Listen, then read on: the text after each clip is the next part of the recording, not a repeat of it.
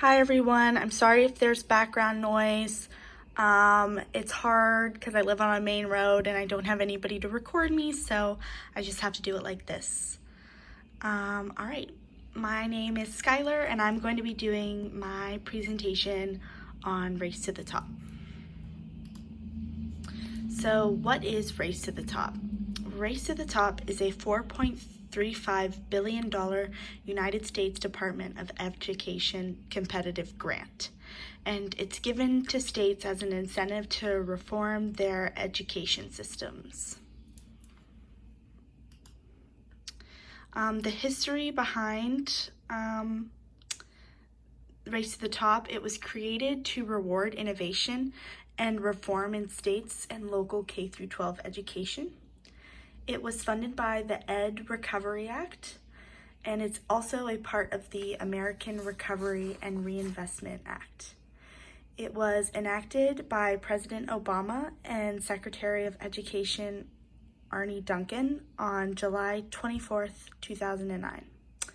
It contains 6 criteria for funding, and they're based on a point value system, and that is how the states are essentially graded and given the grants. So the first one is great teachers and leaders, and state success factors, standards and assessments, general selection criteria, turning around the lowest achieving schools, and implementing data systems to support instruction. And those are all based on point value. History continued. Obama believed that America will not succeed unless we do better at educating our children of this country. He said that in a classroom in, I believe, Virginia, when the grant was first coming out, and he said this is why we need the grant and Race to the Top in the first place. Now I'm going to go over the goals of Race to the Top. The first one is to design and implement rigorous standards and also high quality assessments. They wanted to have standards that guided the curriculum forward, and they also wanted to work within schools and communities and with other schools to establish successful standards with unity for all. They also wanted to make a performance-based assessment that requires a deeper understanding of the content. Goal 2, to keep and attract good teachers to the classroom in America. They wanted to have standards set for teachers. They also wanted to make sure that we understood all of the teachers' needs, so whatever the teachers needed. They wanted to have workshops and more trainings that they can attend when needed, and for their students if they wanted to learn more about things, essentially creating a better continuous learning for teachers as well. And they wanted to have teacher assessments to base off of how the teachers and students are doing together. Goal 3, they wanted data support systems to improve instruction in classrooms. So they wanted to have testing results available online for easy access in showing how students are improving. They wanted to review if tests are valid or not and make sure they are not too easy nor too hard. And they wanted to try and replicate success in other departments and in schools in America. So if one school is succeeding, they were hoping that another school right beside it would see that they are also successful and hopefully copy their methods so that they can too become successful. Goal 4, by using effective approaches and innovation to turn around low-performing or struggling schools across the nation. They wanted to create a learning curriculum that is more meaningful to students, so students, instead of having them learn something that they're not really interested in, they are now learning stuff that they are more interested in. They wanted to have school culture that is surrounded with pride and success. Again, the more pride they put into the success and show that if students are successful and they receive awards for it and get and receive gratitude towards being successful, then that school they wanted it to do better overall. And have teachers with positive attitudes about teaching and connecting with their students to help them succeed in the classroom and outside of school. It's really important that teachers love their job and want to connect with students, so they felt that this was a really good goal to create for Race to the Top, is to have teachers with good attitudes and better teaching methods. Goal 5, they wanted to display and assist education reform.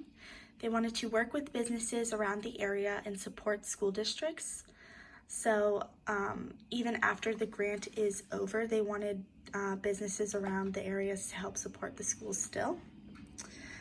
They wanted a decrease in class size for closer relationships with students and teachers, making a better learning environment. And they wanted to have an increase in the competition between schools and wanting to be better than other schools around them. So again, with the pride thing and competition, they wanted schools to follow each other and replicate one another. The overall goal, these are just pretty much everything summed up for all the goals and then some. So winners of the grant were to provide examples for other schools. They wanted other states to follow the success. They wanted to transform schools for decades to come, not just now, but for years to follow. They wanted to turn around the low-performing schools in America, and they wanted to outcompete other schools around the world. The impact on students. There's no clear evidence of the causal effects. However, the meaningful effects on the production of education policy across the U.S. has been impacted.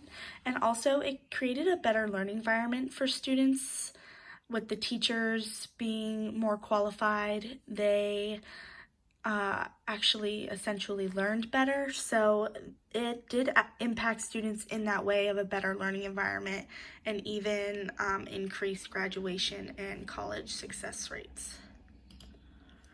Now, who received the grant? It was 15 finalists and 2 winners in the first round.